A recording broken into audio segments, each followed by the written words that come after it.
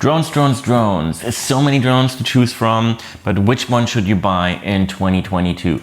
Now, I assume you're new to drone flying and you're considering buying your first drone, or you've bought one already and you really got it wrong and you want to get it right this time. Now, I've got a couple of examples lined up here, and I'll take you through the major topics that you should consider when buying a drone in 2022. Now, starting with the price, I always do things by price because it matters if we can afford stuff or not. And then we'll talk about the form factor, the battery life, aka flight time, then the apps that these drones come with and therefore provide you access to the features that these drones have. And then last but not least, photo and video image quality of the cameras. Now, this is going to be a high-level overview video. If you want more detail about any one of those topics or any one of those drones, you know what to do. Leave me a comment down below and I'll be happy to make a video for that in particular. But for now, let's take a look at what to consider when buying a drone in 2022.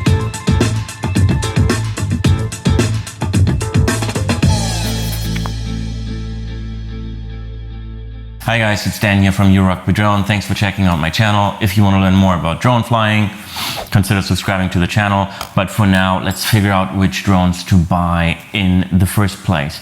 Now, the examples that I've lined up here range from $25 to $1,000. Except for this thing was literally $1 off Top Hat. Top Hat is one of those weird, I don't know, platforms where you bid on stuff, but not really. The delivery price was 35 times higher. It was $35 than the actual drone.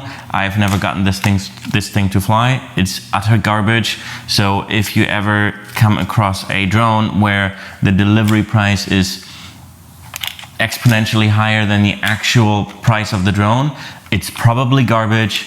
Don't buy it. Now, starting with those tiny little toy drones here, they are super cool. Oh, did I just break something? They're super cool. They're super fun. We are not going to consider these too much in this video because, well, they are simply just toy drones.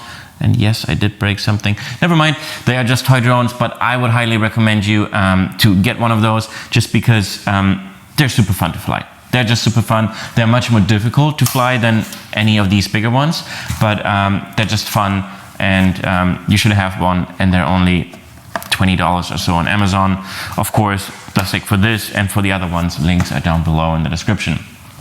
Now, this one I think is around $30. It's the LS-XT6, the everyday fly cam.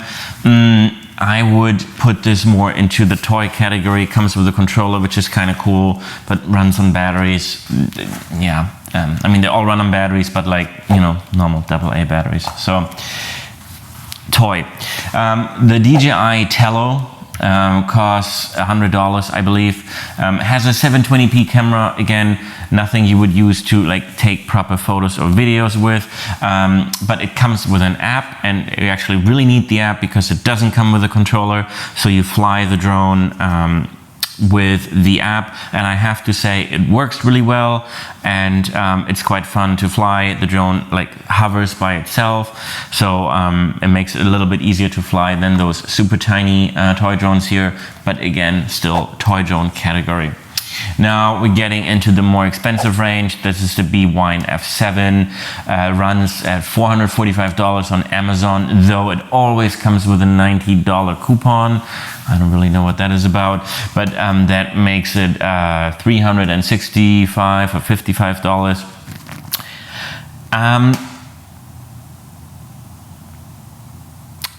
Just while we're on that topic, I still think it is overpriced. I just made an entire review video about the Bwine F7. If you're interested to check it out, obviously the links are down below in the description. However, at $300 something, I think it's overpriced. Maybe for $200 something, I think it would be okay to go with something like the Bwine F7, maybe for your kids or nephews or something. Moving this over a little bit here. Now we're gonna get into the more serious drones. Those are both DJI. This is the DJI MAVIC Air, the original one, and that's the DJI Air 2S. Now the DJI MAVIC Air has been discontinued, but you can still buy it off of Amazon around $500, $550 or so. It's typically a renewed model, but I don't see anything wrong with that. I've had this one for over 5 years now. Like, I bought it the month it came out, and it's fantastic. It's such a fun little drone. It shoots 4K. We'll talk more about that in a second. But for around $500, really solid drone, really cool, small, compact controller as well. Really worth the money. And then you get into the $1,000 range here. I actually went for the Fly More combo, which gives you some ND filters and some extra stuff, extra propellers, a couple of extra batteries, and then it runs you $1,300. So we'll talk a little bit more about what these price ranges mean and what you get or what you don't get for that matter.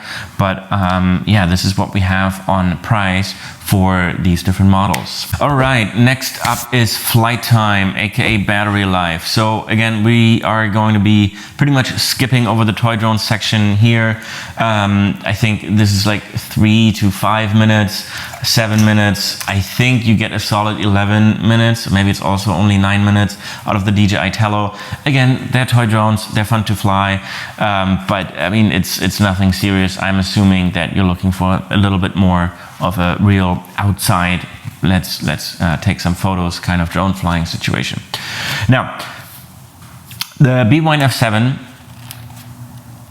has supposedly a 25-minute flight time. I didn't quite get to fly that long in my recent test. However, the charge time is an outrageous 4 to 5 hours. The really cool thing about it is that the battery itself is USB-C. I'm not sure if you can see that. It's USB-C. So if you end up with 6 batteries, you know, you can take any. Oh, did I just break something again? Oh, what is that? You can take any USB-C cable that you have lying around, pop it in and charge all batteries at the same time. So obviously, if you end up with vast amount of batteries, you can start to beat the charging times of the other ones, but it's not really worth it, no.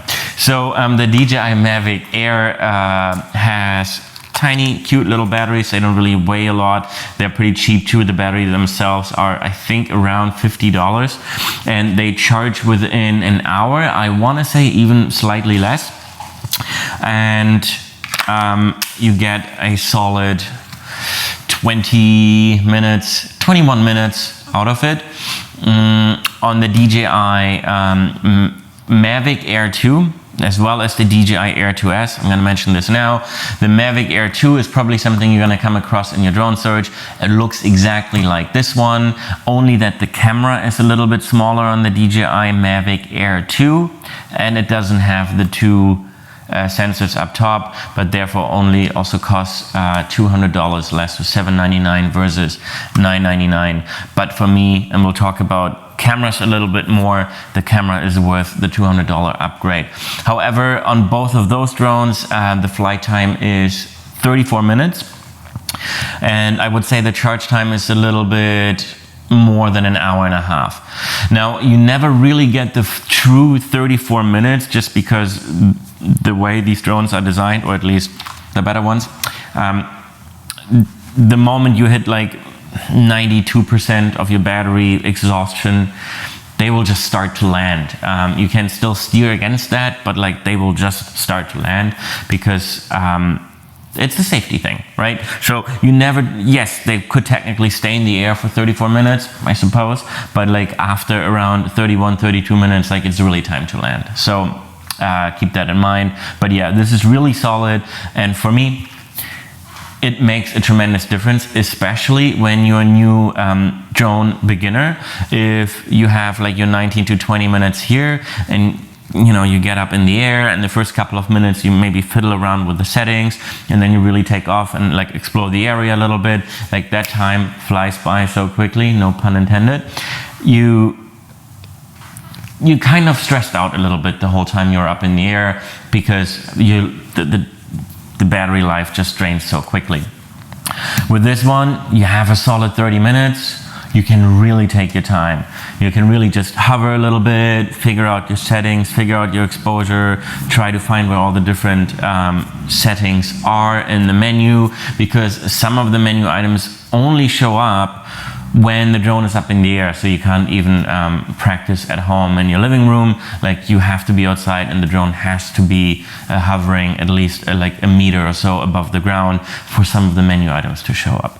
Okay, that's where the 30 minutes really comes in handy.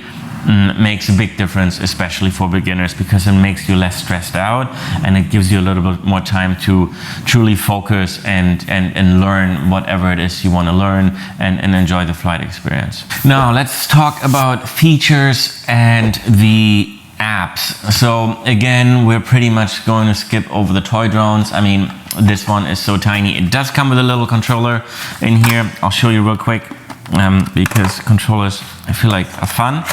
See, it's tiny. It's just like a little, it's cute. It's like, it's adorable, right? But yeah, so these ones obviously don't have an app. No, I don't know how I can squish that back in there. Okay, here we are. Now the DJI Tello, as I mentioned before, requires the app because it doesn't have a controller, so the app is also the controller. So again, it's kind of cool, maybe something for the kids. I like it. Or if you just like want to fly around at home inside, then yeah, not bad for $100. The Bwine F7, it has a cool controller. It has an app that comes with it, and it has supposedly all the features like active track. You know, it can follow you, you can put waypoints on the map and it can fly around that. It can do point of interest, it can do all of those things. But for me, looking at the price tag and also the camera that, you know, has 4K but not really 4K, check out the review if you're keen. But for now, we're just gonna move the Bwine F7 into the toy section over here, just because now we're gonna talk about like what drones you should really consider buying and what is really worth your money. And that for me would be the DJI MAVIC Air or the DJI Air 2S.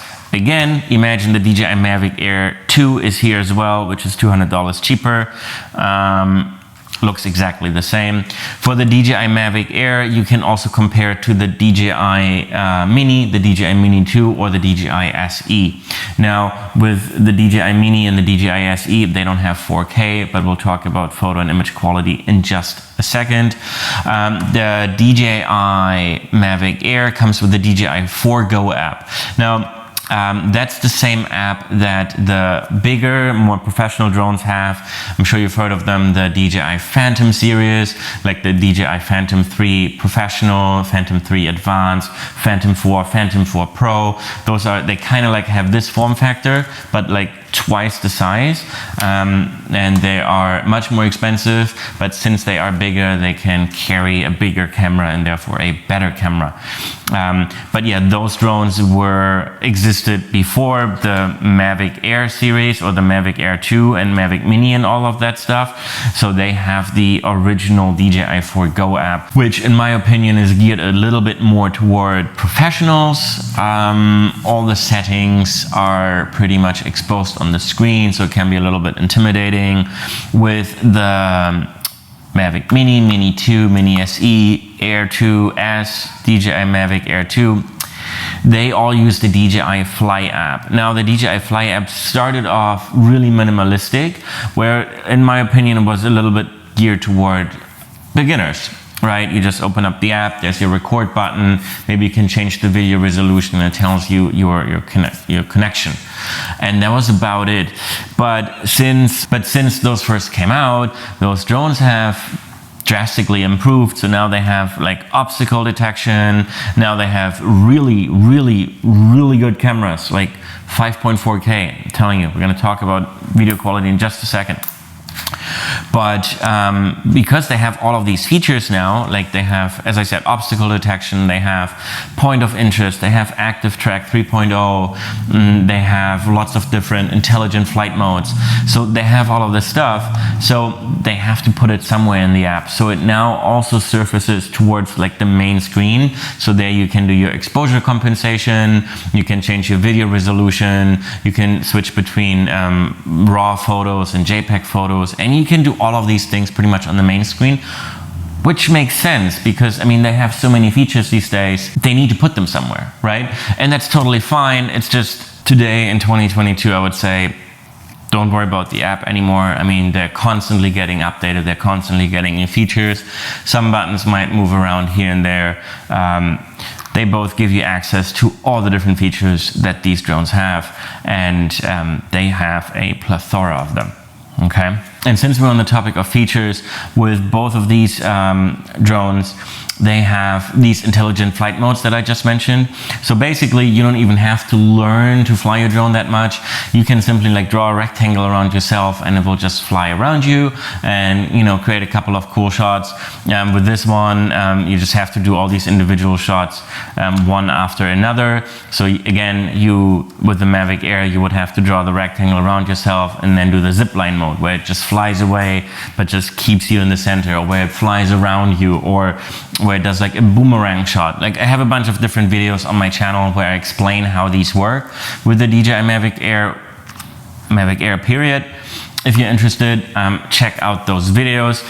Really cool stuff. With the DJI Air 2S, you can do all of these things I've just mentioned, but it also has like the master shot where you simply draw the rectangle around yourself and it does all of these maneuvers back to back and you don't have to do anything. So I actually have a little pouch for my controller and I put a carabiner on it and then I just put it on my backpack or so, and then I have my hands free and then I get drone shots of myself like walking on the beach.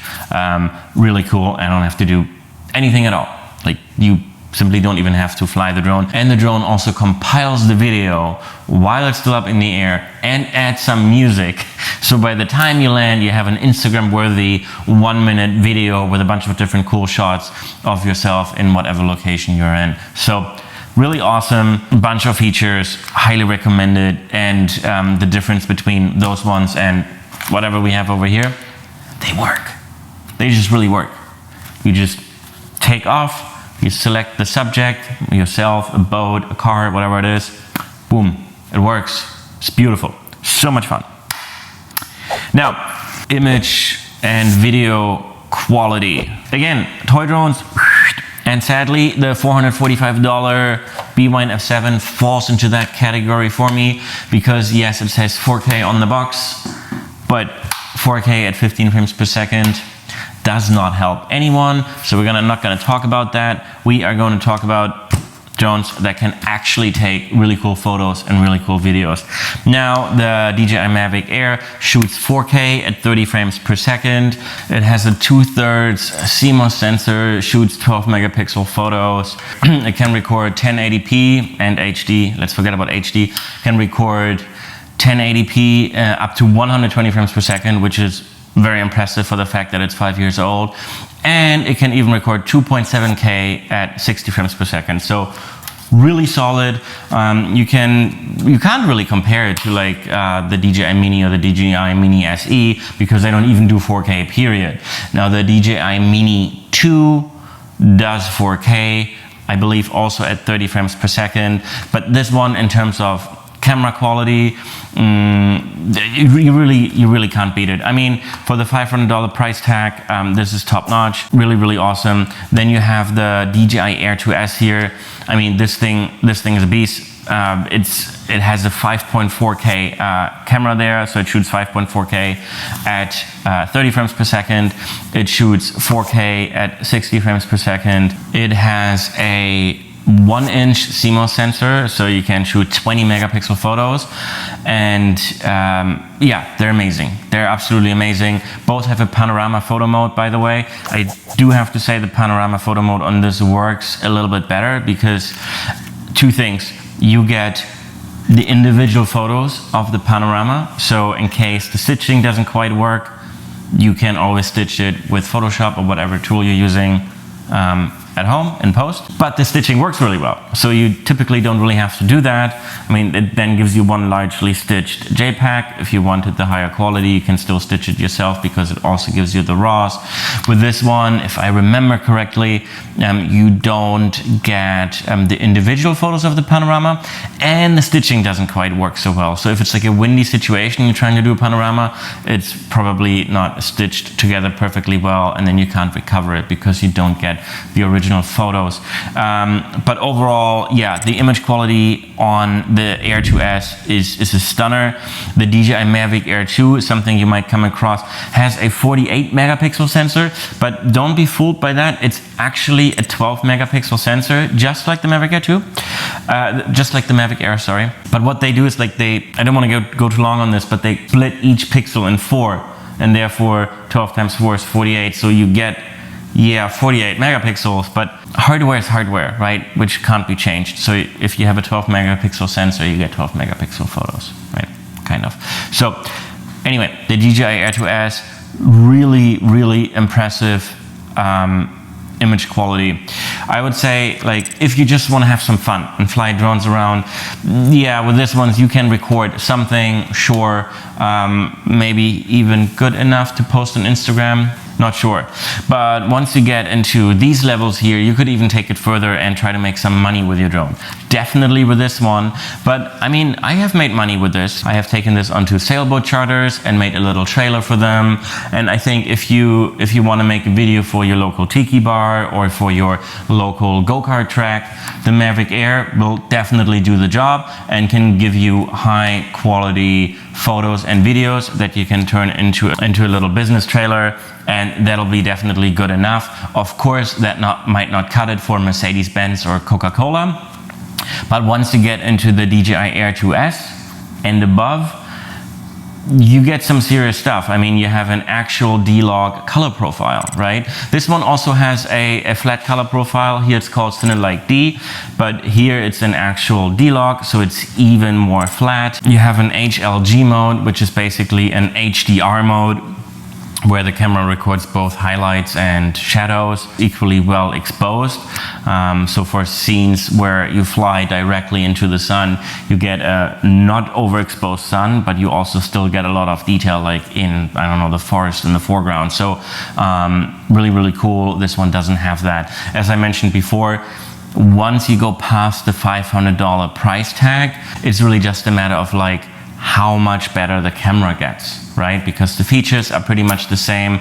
They both have obstacle detection in the bottom, in the front, in the back, right? So they all have all of these things. It's just you're getting a much better camera. Now, if you really care about image quality, or you're ready into videography or photography, just not the flying ones, maybe this is something more for you, because you won't get disappointed with the quality. Definitely comparable to your DSLRs. Overall, if you just want to have a little bit of fun and take some cool videos and photos to impress your friends and family, go with the MAVIC Air, the MAVIC Mini SE, the MAVIC Mini, the MAVIC Mini 2. I think they're great choices. Not quite professional camera quality, but as I said, you know, if you want to make a little video for your local tiki bar, that'll definitely be good enough. More professional stuff, if you're more into videography and photography already, this will not disappoint, and flying either one of those will be absolutely fun and very rewarding. All right, I'm gonna stop here. As you can tell, I can talk about drones for hours. I hope this was helpful in some way, shape, or form. I would recommend overall to start easy and not overspend, simply because there's a whole bunch of other things to learn when it comes to drone flying, like where you can fly, where you cannot fly, where you absolutely should not fly, how to expose your footage properly in manual mode, what takes a good photo to a great photo. Like, there's a bunch of stuff, and throwing money at it won't teach you those things, but actually going out there flying and getting the experience will. So that would be my recommendation. Get one of those drones, get really into this hobby. If this is something that you know you'll be doing every other weekend at least, you can't go wrong with any of those DJI versions.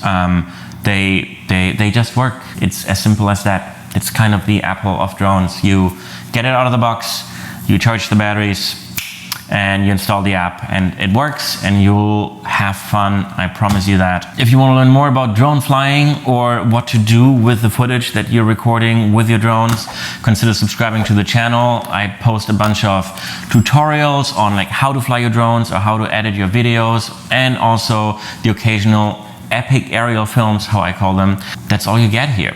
If you like it, subscribe. Leave me a comment down below if you want to learn more about any one of those topics. Also, I haven't talked about controllers at all, so if you're interested, let me know and I'll make a video for you about that. But until then, I will see you next week.